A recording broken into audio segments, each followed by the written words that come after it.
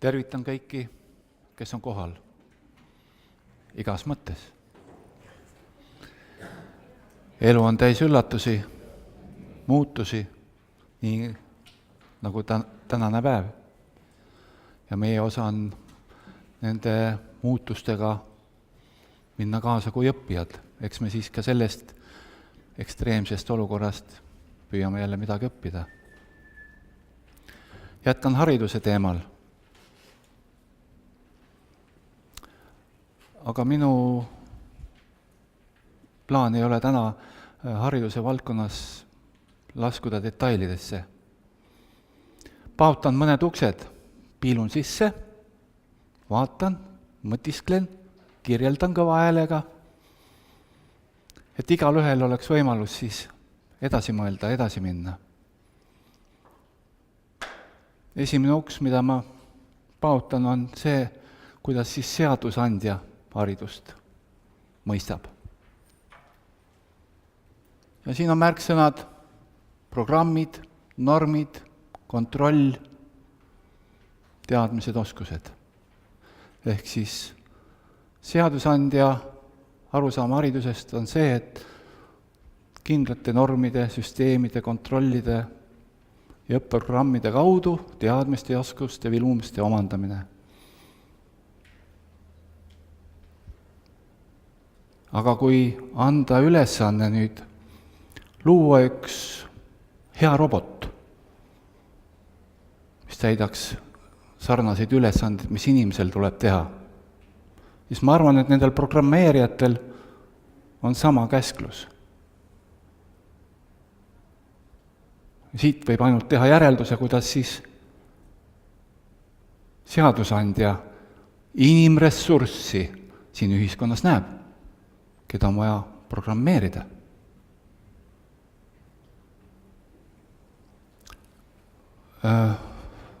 Püüan läheneda ka mõnevõrra teisiti hariduse nähtusele kujundina. Ja järgmine uks, kus ma siis sisse piilun, on haridus kujundina. Kui hariduse võrdkujuks võtta kannel, siis selle kandle väline nähtav osa on hariduse nõnda öelda väike pilt, teadmiste ja oskuste omandamine, nii nagu me tavaelus seda kogeme. Aga nii elus, looduses, inimeses, nii ka hariduses on olemas nii nähtamatu, nii nähtav, mõõtmatu ja mõõdetav mõõde. Ja hariduse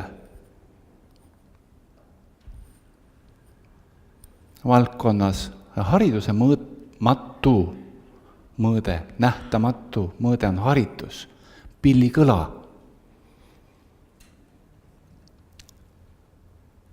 Mulle tundub, et üldjuhul suur pingutus, rõhuasetus meie praeguse koolisüsteemis on selle välisel, sellel korpusel. Seda lihvitakse, lakitakse, disainitakse, mõõdetakse, presenteeritakse, maailm näeb, kui head PISA-testi tulemused, aga ei taotleta seda tõelist väärtust, haritust, pillikõla. Aga mis väärt on see pill, millel pole kõla? Sa võid ju teda näituseks üles panna ja riiulile, aga ta ei helise. Ta ei täida oma funktsiooni. Haritus peegeldub eelkõige inimese olemises, tema eetilisuses, harmoonilisuses ja avaldub tema kõikides eluvaldkondades. Haritud inimene ei lepi lihtsustatud primitiivsete selgitustega ja arusaamisega. Ta otsib nii suurt pilti kui ka väikest, nii tervikut kui ka detaili. Stephen Covey on oma raamatus 8 harjumus kirjeldanud ühte olukorda. džunglis käib vilgas töö. Seal saetakse, raiutakse, lõhutakse, ladustatakse, mõõdetakse, kaalutakse, esitletakse, plaanitakse. Töötavad kõik palehigis. Keegi ronib kõrgele puu otsa, vaatab ringi ja hõikab alla. Kuulge, see on vale džungel. Alt kostab vastus, ole vait, meil töö edeneb. Tuleb tuttav ette. Aga loomulikult, PISA testide ja nende mõõtmiste ja kriteeriumite põhjal, mis on seatud robotlikule mõtteviisile, on kõik hästi ju. Kõik on esitletud, mõõdetud, kaalutud, laotud, järjestikku pandud, aga on veel mitu teist džunglit. On veel mitu teist puslet, mis selle suure pildi juurde kuuluvad. Üks pusle on õpetajate ja õpilaste heaolu tundepusle. Ka see käib selle juurde. Üks pusle on haridussüsteemist välja läinud inimeste toimetulek suhete ja perekonna eluga. Ka see on oluline pusle. Millised on selle pusle detailid? Ja neid puslesid on veel palju, mis moodustavad tervikliku pildi. Mitte ainult see üks. Ma ei ütle, et seda ühte üldse ei tohiks olla, aga see on ainult üks pusle, mitte terve pilt. Tuleb olukorda mõista, näha, vaadelda ja otsustada terviklikkusest lähtudes. Haritud inimene on iseendaga kontaktis. Ta on heas enesetunnetuses ja temaga ei ole lihtne manipuleerida. Haritud inimene on vastutustundlik, ettenägelik, valmis muutusteks. Kindlasti on tal julgus tuua esile ühiskonda ja üldse olukordi kahjustavad või hävistavad nähtused. Ja kui ta tõesti midagi ei suuda selle vastu teha, siis vähemalt ta hoidub sellest. Haritud inimene oma olemuse poolest loob positiivset keskkonda. Ta kiirgab täis positiivsust. Ta astub ruumi ja tegelikult tema kohalolek on juba see, mis seda keskkonda muudab. Haritud inimesel on tahe mõista. Igavikulisi seaduspärasusi, igavikulisi väärtusi ja voorusi. Tal on tahe selle järgi elada kõikides oma eluvaldkondades. Ja haritud inimese tunnuseid on veel palju, aga me kõik neid ei jõua loetleda, mõned siin. Aga oluline on mõista seda, et neid nähtusi, neid tunnused ei ole võimalik mõõta, riita laduda, võib-olla esitleda, aga tihtipeale need haritud, tasased, neid ei panda tähelegi. Neile öeldakse vait, meil töö edeneb.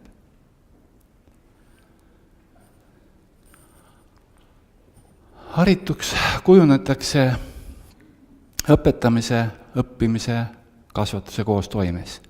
Ja kõige olulisem selles protsessis on tegelikult kasvatus. Selleni meil jõuame. Miks just kasvatus? Ja kuna selline valdkond nagu kasvatus, mis meis avaldub, meis kõigis inimestes, ükskõik kuhu me ka ei lähe, igal hetkel, siis on oluline mõista, et haridus suure pildina ületab haridusasutuse piirid. Ta ületab ka kodupiirid. Et kogu ühiskond tegelikult kujundab oma kodanikkonnas haritust ja kasvatus on selle juures väga oluline. Seda mõistes tegelikult me seame ka meie meediale, rahvaliidritele, ma arvan, et ka teistsuguse rolli, kui siiamaani on seda haritud nägema. Niikaua, kui me vaatleme haridust ainult selles väikeses pildis, võib meedia oma rahvast tümitada ja liidrid lollitada, olla ebaausad ja käituda vääritult. Ja võib-olla on ka see üks põhjus, miks ei tahetaks rääkida haridusest suures pildis. Nii on võib-olla kellelegi mugavam. On mulle öeldud, et kui ma olen rääkinud haridusest, et see on eralõbu. Ei ole. See on meie ühiskonna tohutu potentsiaalne kasutamata väärtus. Kõik inimesed, kes siin ühiskonnas on, nende potentsiaalne väärtus on ju tegelikult suuresti kasutamata. Ma ei ütle, et üldse ei ole kasutatud, aga see ressurss on veel avamata. Räägitakse Nokia otsimisest ja mis kõigest veel midagi muud. Mõelge, milline ressurss, kui see avaldub, milliseid muutusi see esile toob ühiskonnas. Nokia on köki-möki selle kõrval. Ja Eestimaa just vajab selliseid haritud inimesi, kes kannavad endas vaimsust, loovad turvatunnet ja arengut ja õitsengut oma kodus, oma perele, oma kogukonnale, oma rahvale ja tegelikult ka kogu inimkonnale. See on meie ressurss.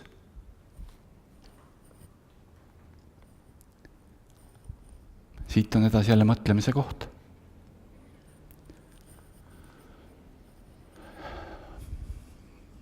Oli juttu kasvatusest, kui olulisest meetmest üldse, et inimesest kujuneb haritud.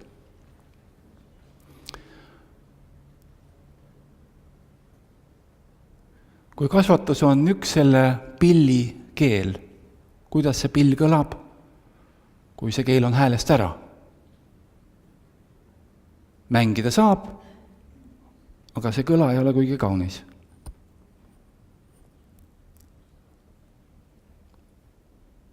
Vene keeles on kasvatus vaspitanje. Huvitav lähenemine. Pitanje on ju tegelikult toitmine. Millega siis toidetakse? Voss, oma olemise telg. Ehk kasvatus on oma olemise telje toitmine. Hingelis-vaimse telje toitmine. Mida ja millega siis hinge toidetakse? Armastusega, aususega, hoolivusega, toetusega, julgusega, siirusega ja muu sarnasega. Ehk kokkuvõtlikult laitmatusega. Aga teinekord toidetakse ka vihkamise ja valetamisega ja muu sarnasega, mida võime siis kokkuvõtvalt öelda, et see on pahelisus. Oluline on mõista, et toitmine toimub nii või teisiti, kas inimene seda teadvustab või mitte. Kasvatus ei ole nüüd ainult see, et ma istun nüüd lapse juurde maha ja hakkan temaga rääkima, kuidas elus asjad käivad ja kuidas ta peaks käituma. Vaid kõik meie olemine, milliseid väärtusi, mõtteid, motivatsioone me endas kanname, seda me edastame lastele ja ka üksteisele. Sel väga lihtsal põhjusel, et kasvatus oma olemusena, fenomenoloogiliselt vaadatuna, on tegelikult energia, sest me kõik asume ühendatud ühes ruumis, ühendvälja teooria Einsteini järgi. Ja me võtame üksteiselt vastu seda informatsiooni, kas siis pahelist või laitmatut. Ja see on tegelikult tõeline kasvatus. Siit algab kasvatus. Ja sellepärast iga valdkond ühiskonnas tegelikult kannab kasvatuse olemust. Ja jälle suurest pildist vaadatuna me seaksime ühiskonnale, haridusele, kasvatusele jälle hoopis teised ülesanded, eesmärgid, sihid.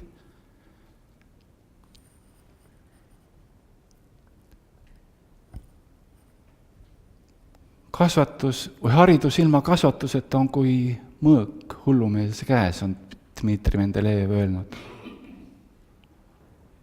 Ja ma usun, et piisab lasta pilk enda sisse ja mõelda minevikku või enda elu kogetu, mis iganes, siis me võime sealt leida kinnitust.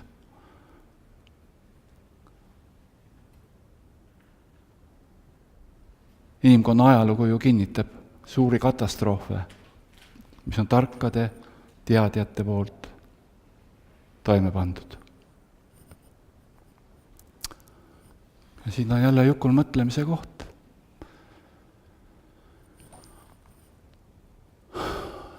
Oluline rääkida ka vabadusest, kui me räägime haridusest, kui me räägime tulevikust. Üldjuhul ju räägitakse haridusest või vabadusest füüsilises kontekstis.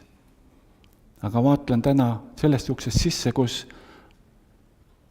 vabadust võib vaadelda ka inimese hingelis-vaimsel tasandil. Ma usun, et paljud meist on seda kogenud, et head teha, mida ma tahan, ma ei tee, vaid halba, mida ma ei taha, seda ma teen. Kust see tuleb? See tuleb sellest, et me oleme duaalsed. Meis on olemas mina ja ego. Ja inimese mina on ego vangistuses. Ja selline inimene ei ole ju tegelikult sisemiselt vaba. Öeldakse, et see on kuskil mingi täiskasvanud inimete probleem, et kunagi ta jõuab sinna. Petujutt. Olen kogenud seda oma peres, kus 5-aastane tütar on nurgas maas, on kurb ja ema küsib, et mille üle sa kurvastad? Mu hingel on kurb selle pärast, mida minu keha teeb. Kui laps juba mõistab ära oma duaalse olemuse, siis on imelik, miks suur osa meie inimkonnast või ühiskonnast sellest ikka veel aru ei saa. Midagi on siin kasvatuses ju valesti. Et me ikka ennast samastame ainult selle füüsilise kestaga ja ratsutame selles kogu oma elu läbi. Duaalsuse äratundmine, äramõistmine on kasvatuse ja inimese arengu üks oluline aspekt. Kui me endas ära ei erista seda, mis on mina, mis on ego, siis me oleme plindris. Ego tõekspidamised iseendast. Minu saavutused, teadmised, sotsiaalne positsioon, vara, vaid minu keha, mida teised minust arvavad ja muu sarnane.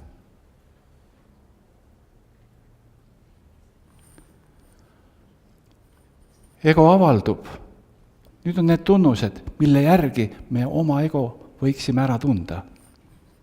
Enesetähtsus, ambitsioonikus, hukkamõist, auahnus, vihkamine, enesealetsus, edujanu, võimuiha, vääritus, sallimatus, solvumine ja muu sarnane.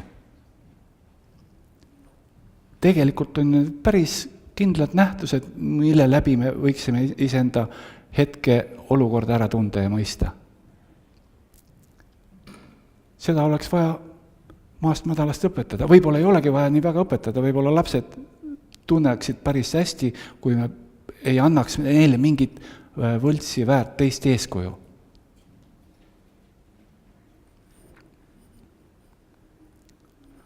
Kui mina määratleb ennast hingelis vaimse olendina, kelle sihiks on siis vaimne evolutsioon,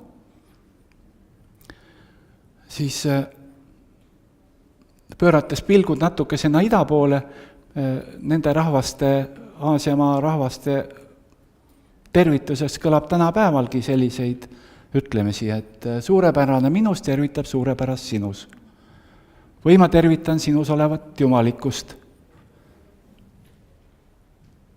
Ilmne viide sellele, et inimene mõistab ära oma duaalsuse. ja suhtleb teisega, tervitab teist tegelikult oma kõrgema poole kaudu. Seda suhtlemisviisi, sellist hoiakut, seda võiks rohkem meie ühiskonnas olla. Liiga palju on seda ärapanemist ja egoistlikku konkurentsi. Ja tegelikult meil alati võimalik seda valida. Keegi ju ei keela. Täpselt nii, nagu kui vihma väljas sajab, inimene vaatab aknast välja ja ütleb, oi, kui kehva ilm. Või vaatab, oi kui tore, maa pestakse puhtaks. Minu enda valik. Millisele positsioonile ma asun? Täpselt samamoodi iga päev, iga hetk on mul valida oma positsioon, kas minast või egost lähtuvalt. Ja ainuüksi selle äratundmine on juba arengutee muutustele. Kui mina kõrgeim vajadus on valgustumine, siis egol eneseteostus. Ja pööran pilgu nüüd tagasi koolipõlve, kus räägiti vajaduste õpetusest, millest Abraham Maslow kunagi oli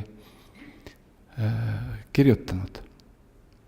Ja kahjuks on see niimoodi, et see esialgne Maslowi õpetus vajadustest, kus ta ütles, et eneseteostus on kõrgem inimese vajadus, on millegi pärast jäänud meie kooliõpikutesse ja õpetajate ettevalmistusse nagu mingi nurgakivi. Ometi see ei ole terviklik Maslowi õpetus vajadustest.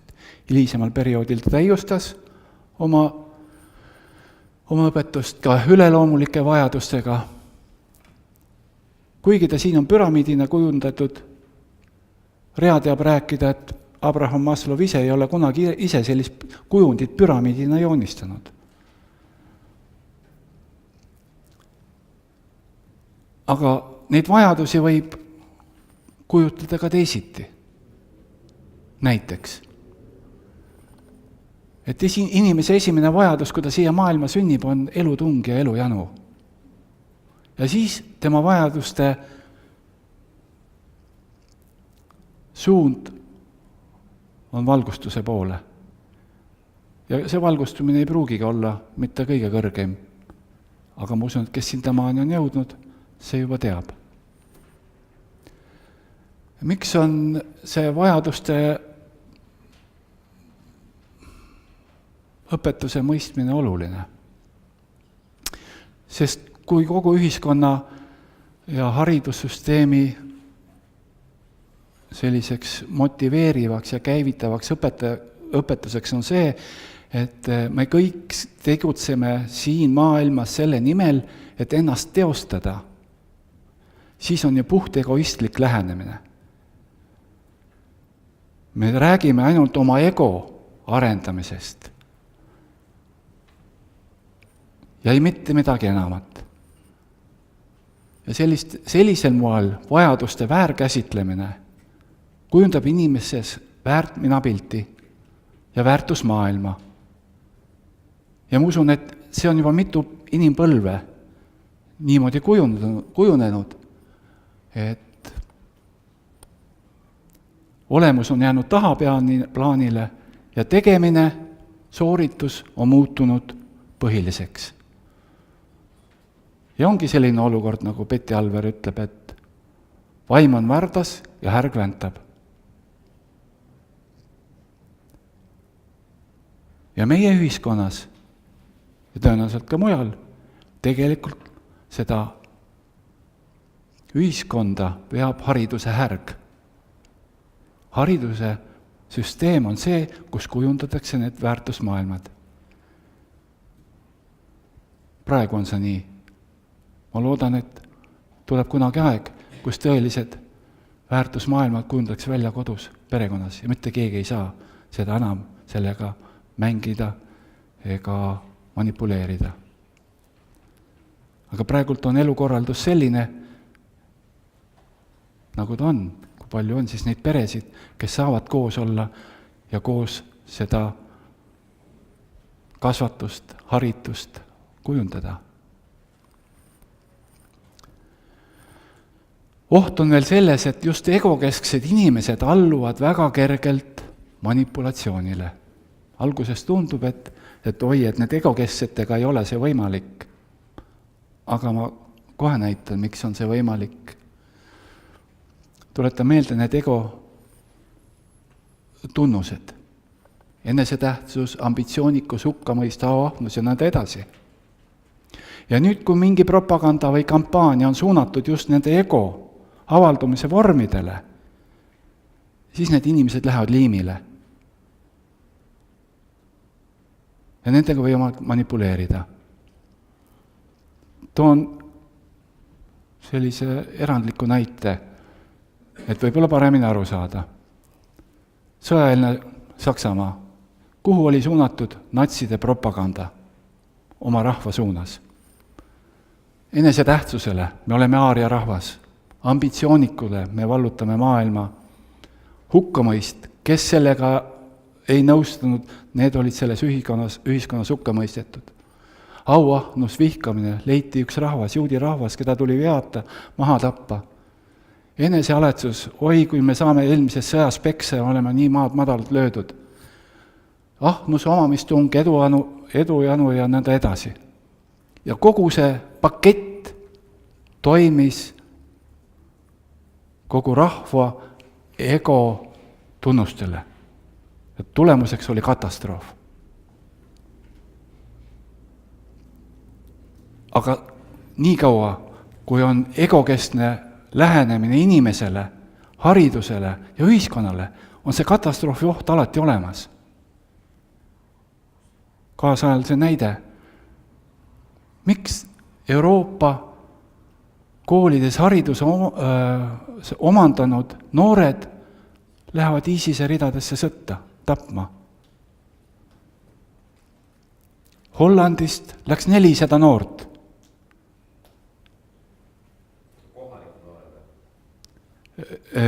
Kes Hollandis elavad oma kodudest, hollandlased ja ka ühesõnaga seal on ju Hollandi rahvas on väga kirju. Seda ma ei tea. Kui ma nägin seda filmi ja emad kurtsid, siis oli seal nii üht kui teist. Ja küsimus on ju selles, millele on jälle suunatud see kampaania. Kui ta on suunatud selle egokesksele, egotunnusele, siis inimene on väga kergesti mõjutatud ja noor inimene läheb selle kampaaniaga kaasa. Tal puudub see sisemine tarkus hoida eluterveid väärtusi, universaalseid, igavikulisi voorusi ja väärtushinnanguid. Ja siis on sellisel juhul midagi tema üks olulisem. See, mida talle sisse programmeeritakse. Piltlikult öeldes on programm juba teostunud hariduse kaudu ja on vaja ainult vajutada nupule. Kui raadios kõlab tuudis piip, mis siis juhtub? Nii. Programm on söödetud, vajutatakse nupule ja rahvas reageerib.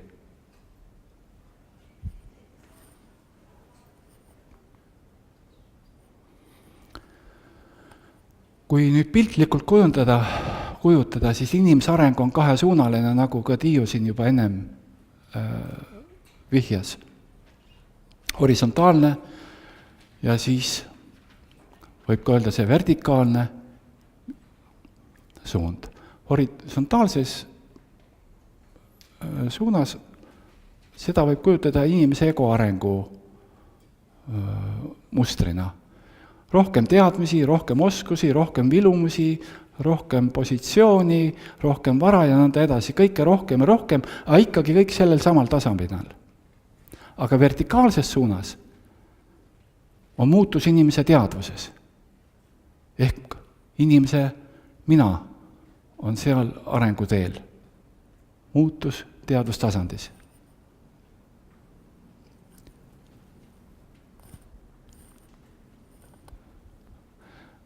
Kui me mõtleme seda nüüd piltlikult, siis võib võrrelda selle lapse roomamise, käpuli käimise ja püstitõusmisega ja kõndimisega.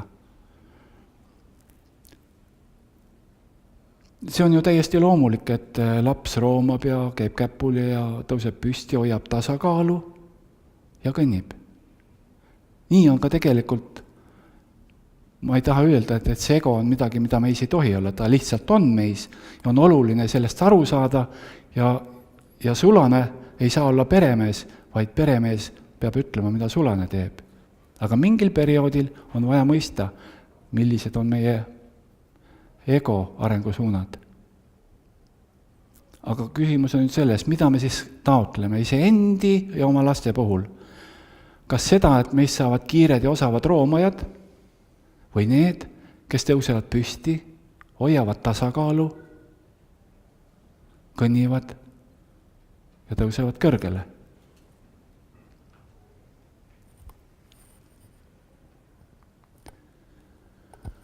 Ja ei ole saladus, et koole on kasutatud ideoloogilise kasvatuse keskkonnana. Nii oli see nõukaajal, oli see ennem seda ja on seda ka praegu. Aga meil on vaja oluliselt mõista ära, et niipea, kui me jääme püsima vaid selle egokeskse arengu teljele, nii me oleme ohtlik sihtmärk kampaaniatele. Nii on oht selles, et tegelikult meie vabadust pärsitakse ja see meie olemise tasand saab tegelikult okupeeritud. Ja selline inimene ei ole vaba. Aga haritud inimene püüdleb selle sisemise vabaduse poole, ehk siis mina vabanemisele egovangistusest. Üks näide kollektiivsest egokesksest taotlusest 5 Euroopa rikkama riigi hulka. Aga võiks olla valgustatud rahvaks. Võiks ju nii olla. Aga miks seda keegi ei taotle? Miks see ei ole ennem valimisi selline asi, mis inimesi kokku toob, tõmbab ja liigutab? Võib-olla ei olegi see parteipoliitikutele ära lörtsimiseks. Aga võib-olla on see meie taotlus.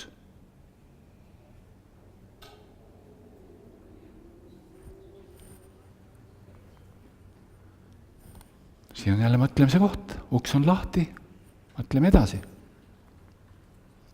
Ja perekonnast.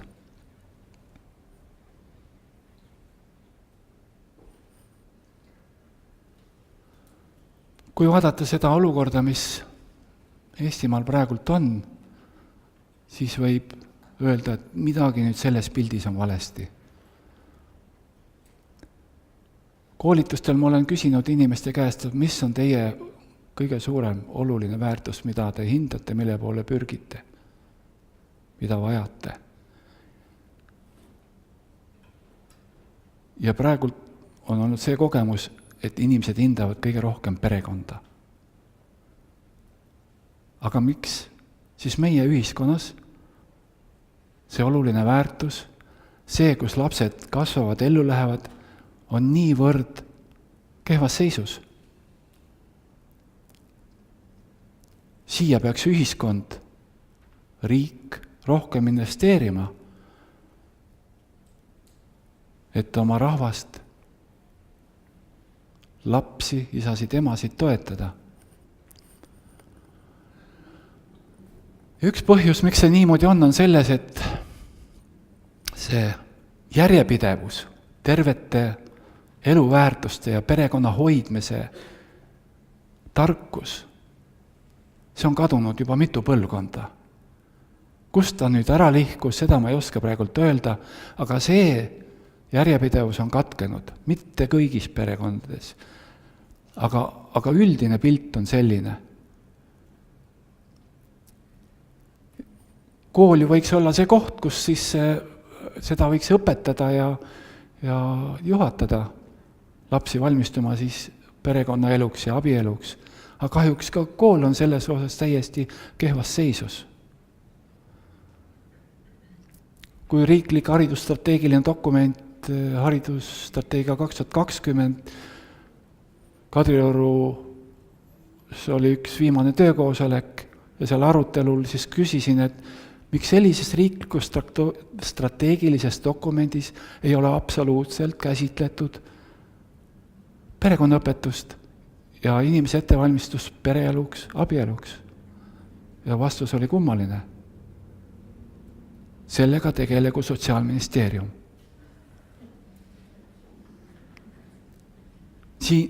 Nii on meie liidrite suhtumine.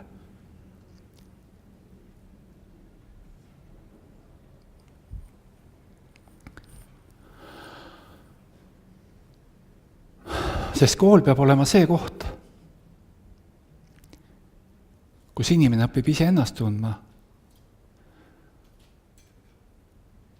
õpib mõistma emaks, isaks olemist ja valmistub tegelikult ka pereeluks.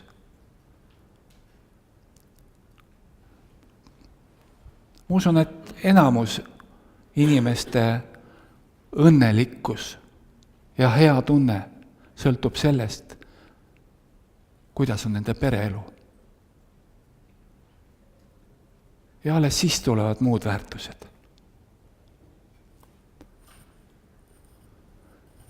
Tegelikult on abielu üks suur müsteerium.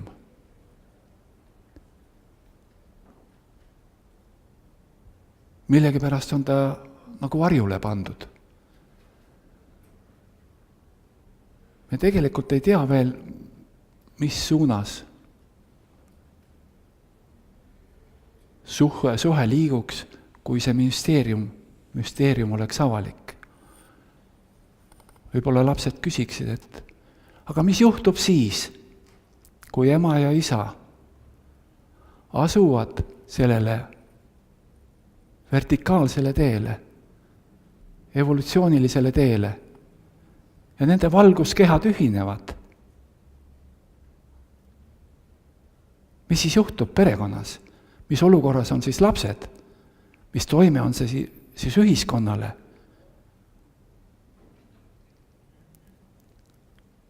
Siin on edasi mõtlemise koht.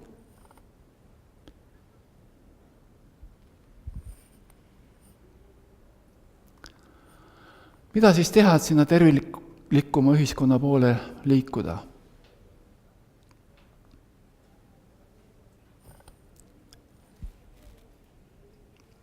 Kõigepealt vaatame personaalsel tasandil. See on see, et me kõik, igaüks, püüdleme laitmatu eluviisi poole. Korrastame oma elu, lähtudes elu terviklikust, loodushoidlikust, igavikulistest väärtustest, seaduspärasustest ja me tahame selle järgi elada. Siin ei ole süüdistada mitte kedagi teist, kui seda ei juhtu. Sest see on iga inimese otsus ja valik. Kui tõesti tahetakse midagi oluliselt muuta. Ja siis järgmised sammud juba väljapoole. See, mis haridussüsteemis, siin saaks loobuda parteipoliitilisest juhtimisest ja sekkumisest. See tooks kaasa professionaalsuse ja järjepidevuse, mida kumbagi praegult napib, pehmelt öeldes. Praegult võiks öelda, et meie hariduse laev eksleb poliitilistest tõmbetuldes, valimistest valimisteni. Ja see kordub ja see kordub ja see kordub. Uutel alustel õpetajate tasemeharidus ja koolitus ning terviklikust inimharidusest lähtuv õpetajate koolitussüsteemi loomine. Praegult on see funktsioon meie kõrgkoolidel.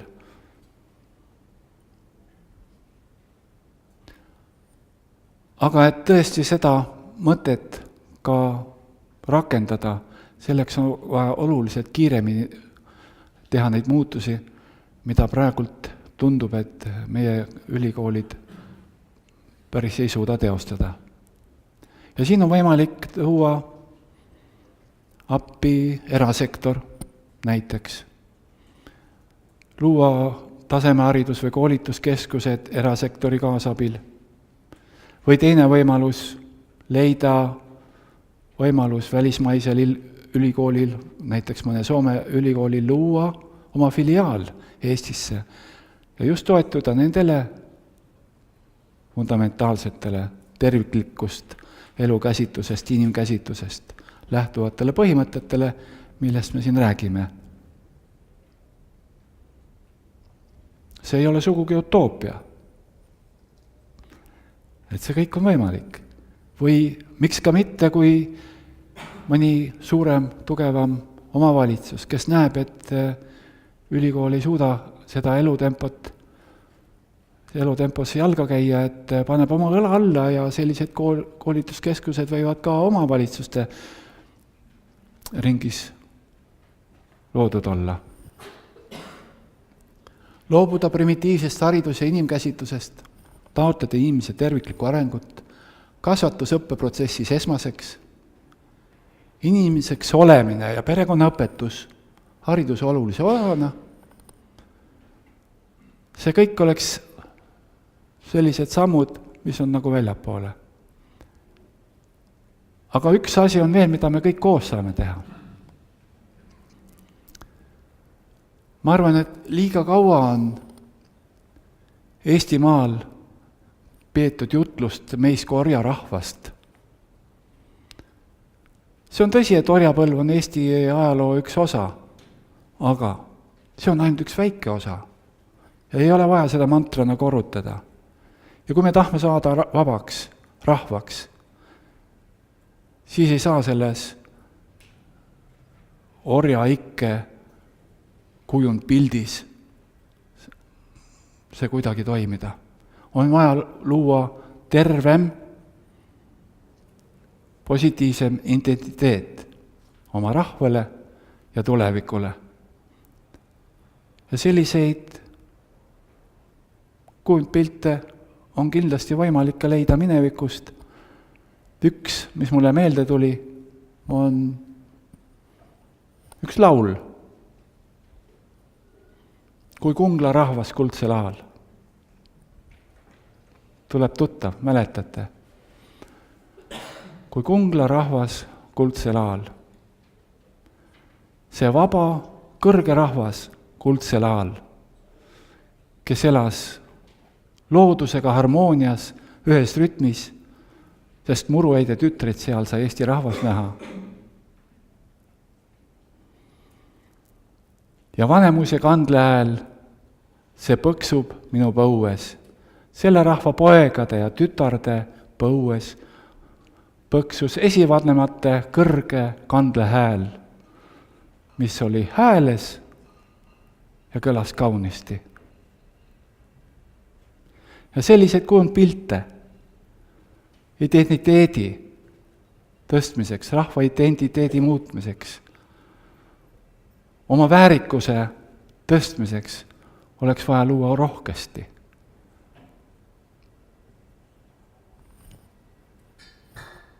Ja mina tänan.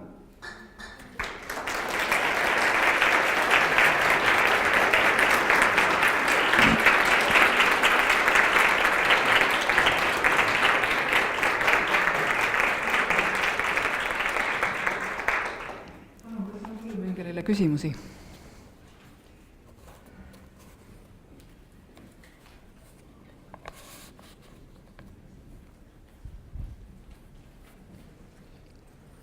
Aitäh!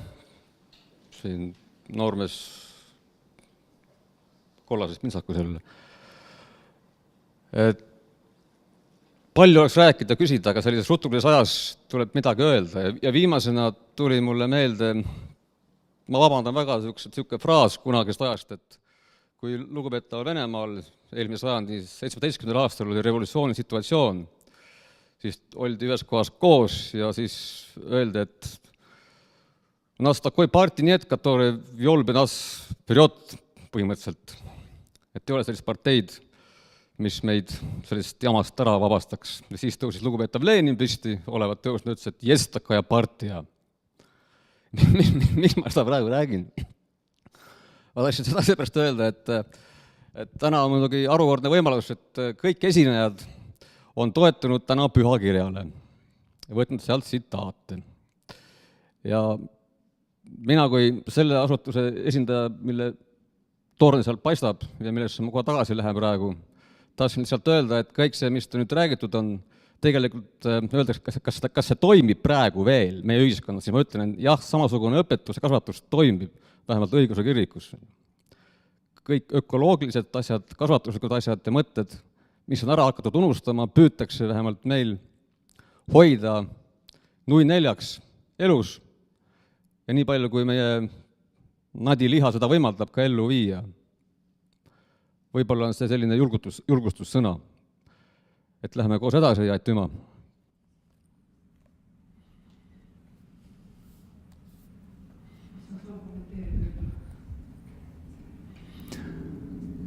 Kommentaariks võib-olla nii palju, et jälle, kui nüüd natukene teise nurga alt vaadata, et jah, võib-olla suures mastaabis on vaja mingit parteid kellelegi.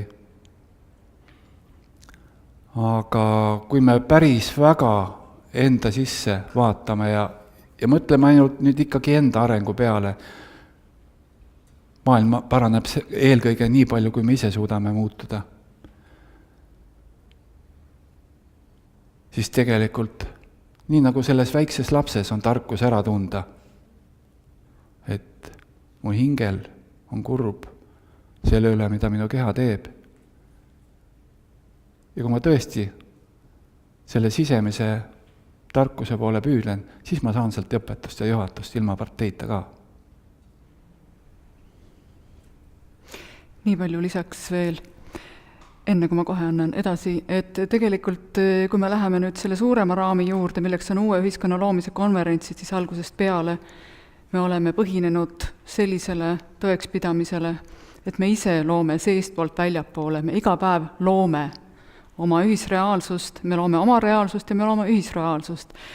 Ja meil ei ole vaja ühtegi parteid selleks loomulikult. Ja milline on inimese suhe metafüüsilise mõõtmega, see ei pea olema ka kuskil mingisuguse institutsiooni raames, vaid see võib toimuda ka täiesti otse, olles kontaktis algallika, Jumala, millega iganes, mismoodi iganes me seda nimetame. Nii et uue ühiskonna loomise konverentsid on just rõhunud sellele, et me kõik oleme loojad. Lihtsalt selles tänases ühiskonnas oleme me läbinud selle programmeeritud koolituse, kus väga suur osa on meist selle ära unustanud. Ja neid asju tuleb teadvustada nii kaua, kuni piisavalt suur hulk inimesi saab aru, et tegelikult jah, meie loomegi seda meie ühisreaalsust ja tegelikult väga kergelt oleks võimalik luua hoopis teistsugune reaalsus. Ja see teistsugune reaalsus on kvantväljas olemas, see tuleb ainult alla laadida piisava hulga inimeste poolt ja ellu rakendada. Nii et selles mõttes see, et üks, teine, kolmas või 4 partei ei ole võimeline midagi siin muutma, see on, ma arvan, enamikule inimestele siin saalis selge ja see on selge kõigile neile inimestele, kes on selle liikumisega seotud. Meie oleme vägevamad, kui me tegelikult oleme programmeeritud siin ühiskonnas sellest aru saama. Sellest programmeeringust tuleb vabaneda, tuleb võtta oma vägi tagasi nendelt süsteemidelt ja luua ise. Ja ka selles praeguse koolisüsteemi raames on ju tegelikult õpetajal vabadus see sisu luua ise.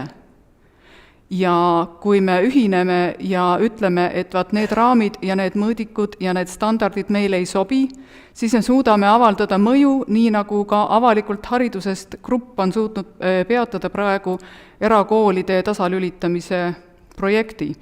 Nii et selles mõttes see kõik on meie endi käes, aga nüüd ma annan järgmiseks küsimuseks. Aitäh ettekandjale, väga huvitav ettekanne oli. Ma ei ole valdkonnas väga sügavalt sees, aga ma lihtsalt tahtsin küsida väga praktilise küsimuse, et mis teie arvates hetkel praegu siin Eestis selles süsteemis annaks kohe teha, et asjad läheks paremas suunas? See, mis ma lõpus ettepanekutes kõige esimesena välja tõin. Igaüks ise kõigepealt. Me võime ju suuri süsteeme püüda luua, aga kui sama juures iga inimene iseenda muutust ei taotle, siis läheb kõik vanamoodi edasi. Kas tohib küsida? Härra tahtis kindlasti öelda, et institutsioonid on vaimsuse surm. Ma ei tea seda öelda, kas nad on vaimsuse surm. No nad on rakendatud, institutsiaalsed asjad ikkagi rakendatud, kuidas süstematiseerida ja digitaliseerida inimpsüühikat. Võib-olla siin küsimus on rohkem selles, et millises dimensioonis me neid institutsioone vaatame. No, jah. Et ma praegult ei ole kindlasti siin ees mitte selleks, et hakata öeldama, mis on vale ja mis on õige ja millised asjad on sellised, mis tuleks maa pealt ära pühkida, vaid nagu ma ütlesin, minu ülesanne täna oli pautada uksed lahti, et igaüks võiks edasi mõelda ja see on igaühe enda otsustada, mis ta siis selle valdkonna kohta nagu arvab. Kas on veel küsimusi?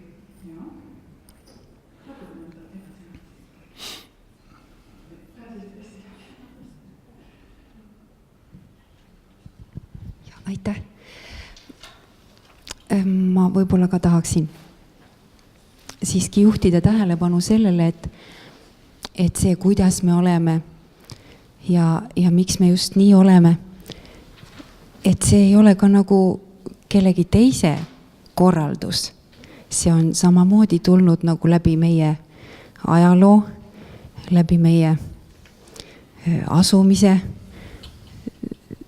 ühesõnaga ja meie otsuste, meie esivanemate. Ja tegelikult võib-olla üks keeruline koht ongi sellises vastandumisstrateegias, et millegi pärast ühesõnaga me nagu tavatseme juhtida tähelepanu, et keegi on kusagil midagi halvasti teinud või meie ümber on ühesõnaga keegi, kes asjadest ei taipa, aga tegelikult ega me ei erine nendest teistest väga palju. Tegelikult ma tahtsin teilt konkreetselt küsida, et miks inimene on duaalse loomuga? Mis ikkagi on selle olemuse põhjuseks teie meelest? Et kas jah, ühesõnaga, kuidas üldse see vertikaalsus ja horisontaalsus tegelikult avaldub, eks ole? Ütleme, kui vaadelda inimese teadvust, et kuidas me nagu horisontaalses plaanis ikkagi suhestume teadvustega enese kõrval, kuidas me neid näeme, kas me ei pressi ennast peale, eks ole, ei kujuta ette, et meil on siiski kõige õigem lähenemine. Ja samamoodi, ütleme, vertikaalne teadvusasetus, kuidas me oleme kontaktis üli- või alateadvusega, eks ole. Et jah, et kui palju me harjutame sellist lähenemist ja olemist, ühesõnaga intuitiivsust. Jah, kui ma küsimuse juurde tagasi tulen, et miks inimene on duaalse loomuga, miks ta niisugusena on pandud toimima? Mis on sellest tegelikult head, selles mõttes, et ego, eks ole, te tõite välja seal rea niisugusi kahtlaseid omadusi, eks ole, millest me kõik peaksime nii-öelda püüdlema kõrgemale, aga tegelikult, kui me vaatame neile otsa, siis on nende taga alati midagi. Võib-olla, mis vajaks natukene sügavamat mõistmist ja kaevamist ja võib-olla ühesõnaga niisugust ka tuge, ühesõnaga mitte lähtuda ainult iseendast, aga siiski püüda võib-olla mõelda ka selle peale, et me ümber on samasugused inimesed nagu me ise ja kellel on ka tegelikult mingisugune sõnum. Ja ka mõista ka ühesõnaga seda struktuuri, kes koosneb samamoodi inimestest ja kas on võimalik üldse luua mingisugust struktuuri, mis toimiks väga oluliselt teistmoodi, et kuidas tegelikult seda lähenemist või häälestust ikkagi timmida, juhul kui me rahul ei ole praegu. Aga võib-olla ühesõnaga mingis dimensioonis me oleme ju ka liikunud, seda ma tahaksin küll ka öelda. Ja asjad ei ole sugugi nii lõpmata hullud võib-olla ja kõigel on põhjendus. Küsimus, ja miks te arvate, et miks on inimene duaalse loomuga? Mis on selles egos nii-öelda, miks ta on, kui ta on?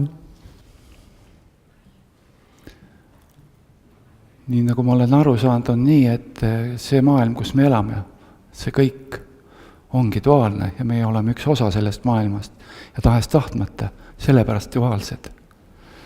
Aga siin ei ole küsimus mitte ego hukkamõistus, vaid küsimus on selles, et on oluline endale see duaalsus teadvustada, näha pilti, seda suurt pilti meist endist ja siis oleme vabad tegema valikut. Aga me ei saa teha valikut ennem, kui me mõistame seda pilti, kus me midagi peaksime hakkama valima. Valiku võimaluseks on see, kui me mõistame seda nähtust, mille üle hakkame otsustama. Jah, ego ei maksa demoniseerida, ego tuleb läbi näha, teda mõista, ta tuleb integreerida tervikusse.